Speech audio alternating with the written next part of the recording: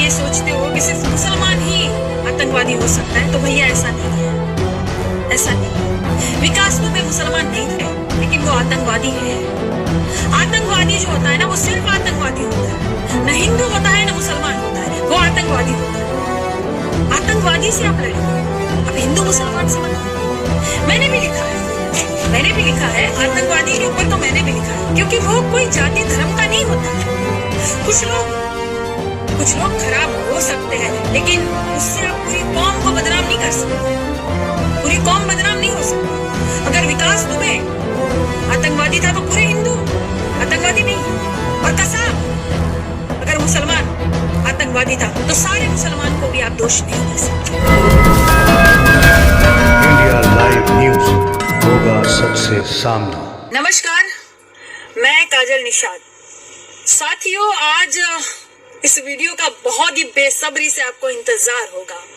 बिल्कुल बिल्कुल रहना ही चाहिए, क्योंकि बहुत अच्छे से हम बैंड बजाने वाले हैं ना आज। तो हमने पहले जिनसे बात की थी उनको फोन लगा के कह देते हैं कि सर ये वीडियो मेरा चालू है।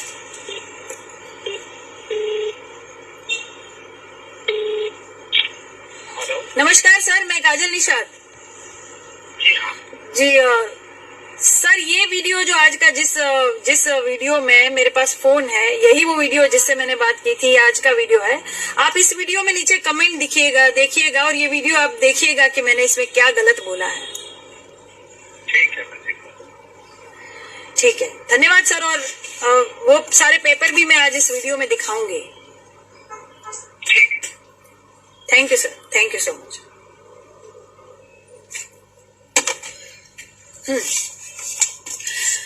तो जहां मैंने कंप्लेन करनी थी वहां कर दी, और ये सारे लोगों के स्क्रीनशॉट्स खींच के रखे। ये मेरी गलत आईडी किसी ने बनाई थी, ये मेरी गलत आईडी बनाई थी, और नीचे ये हिंदू और मुस्लिम वाला जानबूझ के बदनाम करने की कोशिश। सारे इसमें वो सारे लोग जिन्होंने बहुत गंदी गंदी गालियां दी है, बलात्कार तो कहीं और हो रहा है, यूपी में हो रहा है, तुमको क्या प्रॉब्लम है, तुम्हारा तो नहीं हुआ ना, ऐसी सब जो इसमें लिखी हुई है।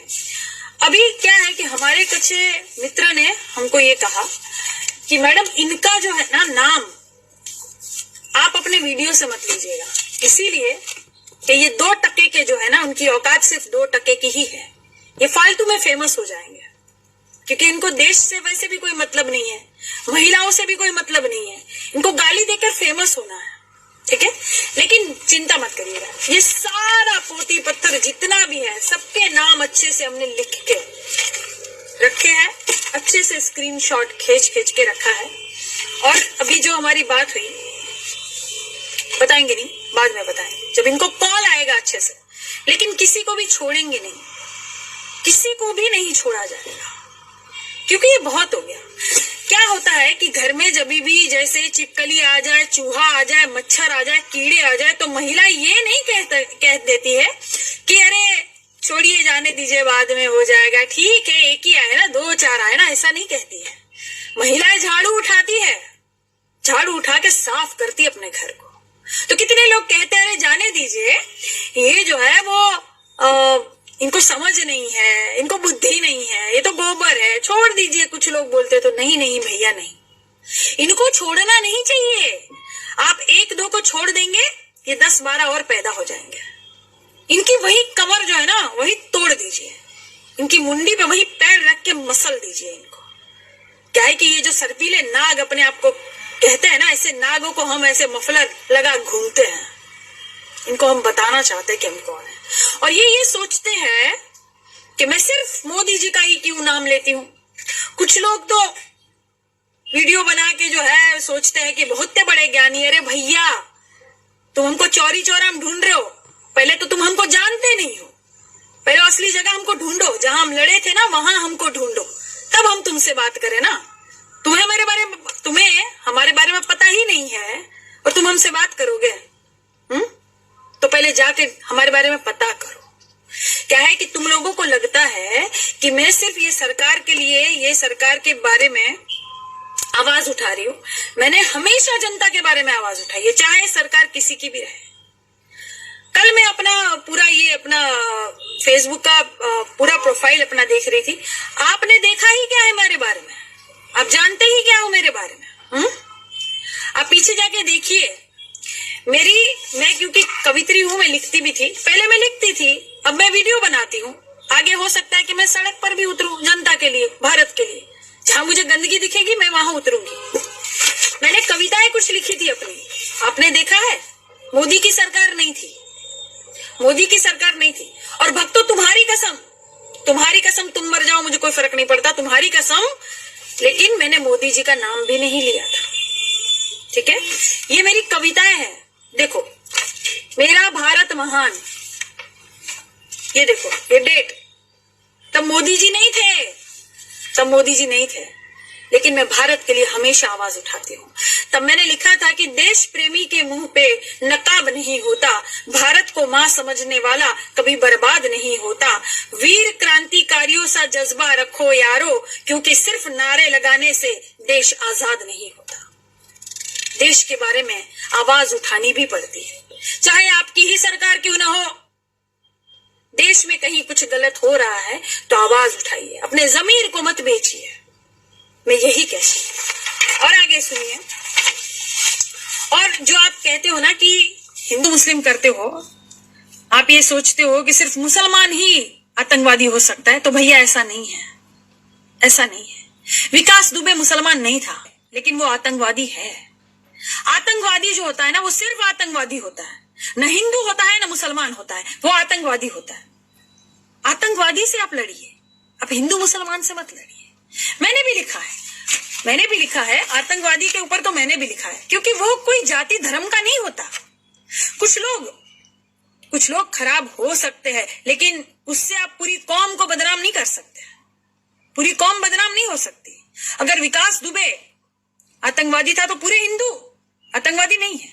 और कसाब अगर मुसलमान आतंकवादी था तो सारे मुसलमान को भी आप दोष नहीं दे सकते, क्योंकि आतंकवादी ही आतंकवादी होता है। वो कोई धर्म, कोई मजहब का नहीं होता, वो सिर्फ बर्बाद करना जानता है। उनकी गोली जो निकलती है, उनका बम जो निकलता है, वो किसी जाति धर्म पूछ के नहीं मारता है भैया, वो सिर्फ आतंकवादी होते हैं। तो ये जो मुखटा आप पहनाते हो ना कि हिंदू मुसलमान, ये करना छोड़ दीजिए। मैं पहले ही बोलती हूँ कि ये मत करिए। सिर्फ भारत को देखिए, भारतवासी है, सारे भारतवासी है, समझे। सुनिए, अभी मैंने तभी लिखा था, तभी भी मोदी जी नहीं थे भक्तों, आपकी कसम मोदी जी नहीं थे तब। सुनिए, जब कोई आतंकवाद में घायल होता है, मारा जाता है, एक आम आदमी की पीड़ा मैंने बयां की है। एक आम आदमी कह रहा है कि क्यों मुझे जीने नहीं देता ये आतंकवाद, क्या बिगाड़ा है मैंने उसका, क्या गुनाह हुआ है मुझसे। मेरी माँ के कुछ सपने हैं, मेरी बहन के कुछ अरमान हैं, मेरे कंधों की कुछ जिम्मेदारियां मुझे पूरी करनी है। क्यों बार बार अनाथ कर जाता है ये आतंकवाद। घर से निकलता हूं तो सोचता हूं कि आज पिताजी के कंधों की जिम्मेदारियां उठा लूंगा। घर से निकलता हूं तो सोचता हूं कि आज पिताजी के कंधों की जिम्मेदारियां उठा लूंगा। मुझे क्या पता कि आज पिताजी को मेरी अर्थी का बोझ उठाना पड़ेगा। क्यों मेरे माँ बाप की आंखों को रुला देता है ये आतंकवाद। मुझे मारकर कौन सी जन्नत पाएगा ये, जबकि ऊपर वाले की रूह को भी रुला देता है ये आतंकवाद। ये मैंने लिखी कविता आपको नहीं समझ में आई क्या? जानते हो मेरे बारे में? हाँ, जो मुझे गालियां देते हो तुमने देश से बड़ा एक नेता बना दिया। देश से बड़ा कोई नहीं होता भैया, तुम्हारी खुद की पार्टी भी नहीं होती। तुम्हारी पार्टी के नेता अगर गलत कर रहे हैं तो आवाज उठाने में कोई हर्ज नहीं है। उठाओ आवाज, बनो सुनीता यादव और उठाओ अपनी आवाज, चाहे तुम कितने ही आम आदमी क्यों ना हो। तुम्हारी आवाज बुलंद करो, जहां गलत हो रहा है वहां आवाज उठाओ। तुम क्यों आपने डॉक्टर कफील को सिर्फ इसलिए बंद रखा है कि वो मुसलमान है, पर आपने ये नहीं देखा कि अभी कोरोना का संकट चल रहा है तो डॉक्टरों की जरूरत है, जितनी ज्यादा हो सके उतनी। आज के पेपर भी आप पढ़िए ना, आज का पेपर भी आप पढ़िए तो कितने सारे डॉक्टर जो है डॉक्टर और 7 नर्स आज भी संक्रमित हो गए, एक ही शहर की खबर है ये। तो डॉक्टरों की ज्यादा जरूरत है। डॉक्टरों के लिए आप आवाज उठाइए, चाहे हिंदू हो चाहे मुसलमान हो, क्या फर्क पड़ता है? जनता की सेवा करेगा ना। अभी ज्यादा जनता को उन्हीं की जरूरत है, ऐसे गाली देने वाले कपूतों की जरूरत नहीं है हमें। मैंने पहले ही बोला। आगे तुम्हें लगता है कि मैं सिर्फ मोदी जी को ही निशाना साधती हूँ। ये देखो, ये कब की है मेरी कविता, ये देखो। मोदी जी नहीं थे तब, मोदी जी नहीं थे, तुम्हारी कसम, मैंने पहले ही कहा। एक आम आदमी जो किसी से अपनी बात बयान नहीं कर सकता, एक आम आदमी जो अपने नेता को भी नहीं समझा सकता अगर वो गलत कह रहा है तो, एक आम आदमी बेचारा, एक भारत का वासी, अगर उसे अपनी व्यथा अपने भारत के बारे में बात करनी है तो वो किससे करेगा? वो अपने भगवान से करेगा। जिससे पहले मैं समझती नहीं थी कि मुझे किस तरह अपनी बात रखनी चाहिए, तो मैं कविताएं लिखती थी। अब मैं वीडियो बनाती हूँ और मैंने कहा हो सकता है कि मैं अपने भारत के लिए, अब मुझे और बर्बादी दिखे और भारत के लिए, तो मैं अपने सड़कों पे भी उतरूंगी, मैं उतरूंगी। मैं ऐसी हूं, मुझे प्यार है मेरे भारत से और मेरे भारतवासियों से। मैं क्या करूं, मैं ऐसी हूं। किसी की भी सरकार रहे, सब सुन ले, किसी की भी सरकार रहे, मैं आवाज उठाऊंगी, मैं उठाऊंगी। ये देखिए, ये मैंने लिखा है कि हे ईश्वर, एक आम आदमी किसी से बात नहीं कर सकता तो अपने भगवान से कहता है। जैसे मैं अपने भारत के बारे में सोचती थी तो अपने भगवान से कहती थी कि हे ईश्वर, देखता तो है तू मुझे, पर दिखता क्यों नहीं तू मुझे? सुनता तो है तू मुझे, पर कभी कुछ सुनाता क्यों नहीं तू मुझे? क्योंकि हम सारे लोग जो ना भगवान के पास जाते हैं, हे भगवान ये काम कर दे, हे भगवान, हे ईश्वर, हे अल्लाह, हे गॉड, हे जीसस, मेरा ये काम कर दे। लेकिन भगवान हमसे क्या कहना चाहता है, कभी हमने सुना? हमने कभी सुना? नहीं ना। तो यही मैं उनसे कह रही हूं कि देखता तो है तू मुझे, क्योंकि भगवान तो हमें देख सकते हैं। हमने तो बचपन से ही सुना है कि भगवान देखता तो है तू मुझे, पर दिखता क्यों नहीं तू मुझे? सुनता तो है तू मुझे, पर कभी कुछ सुनाता क्यों नहीं तू मुझे? फुर्सत में कभी नीचे उतरा, भगवान को मैं बुला रही हूँ कि फुर्सत में कभी नीचे उतरा, कुछ मेरी सुन, कुछ अपनी सुना। जैसे वो गाना है ना, तू मुझे सुना मैं तुझे सुनाऊं अपनी प्रेम कहानी, बिल्कुल वैसे ही कि भाई तू अपने लोग की बात करना, मैं तुझे अपने भारत की बात सुनाऊंगी। ठीक है, तू जहां का होगा तू वहां का किस्से सुनाएगा ना। मैं भारत की हूं, मैं भारत के किस्से सुनाऊंगी तुझे। हे भगवान, हे ऊपर वाले, फुर्सत में कभी नीचे उतरा, कुछ मेरी सुन, कुछ अपनी सुना। तू अपने परलोक से रूबरू कराना मुझे, मैं यहाँ जनलोक से रूबरू कराऊंगी तुझे। तू अपने चमत्कार के किस्से सुनाना मुझे, और मैं यहाँ भ्रष्टाचार के किस्से सुनाऊंगी तुझे। लिखा था मैंने। तुम लोग मेरे बारे में जानते नहीं हो, इसलिए पढ़ते नहीं हो, सिर्फ गालियां देते हो मुझे। पर देखो, मैं हमेशा ही भारत की आवाज उठाती हूँ। मैंने यही लिखा है कि तू अपने चमत्कार के किस्से सुनाना मुझे, मैं यहाँ भ्रष्टाचार के किस्से सुनाऊंगी तुझे। तू वेद पुराण गीता कुरान पढ़कर सुनाना मुझे, मैं यहाँ का अखबार पढ़कर सुनाऊंगी तुझे।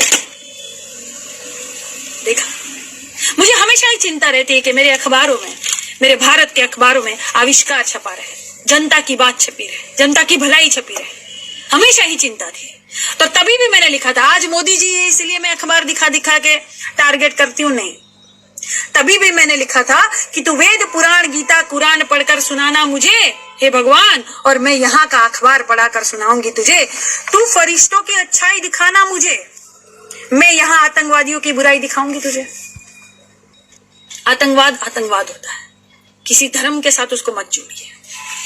आगे मैंने लिखा है, तू मन की ताकत दिखाना मुझे, और मैं यहाँ धन की ताकत दिखा दूंगी तुझे। यहाँ तो भाई जिसके पास धन है वही सब कुछ है।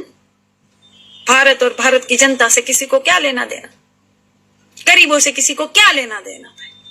इसलिए मैंने लिखा है, भगवान तू मन की ताकत दिखाना मुझे, मैं यहाँ धन की ताकत दिखाऊंगी तुझे। तू लक्ष्मी मूर्ति की माया दिखाना मुझे, मैं मायावती की मूर्ति और लक्ष्मी दिखाऊंगी तुझे। क्या लिखा मैंने?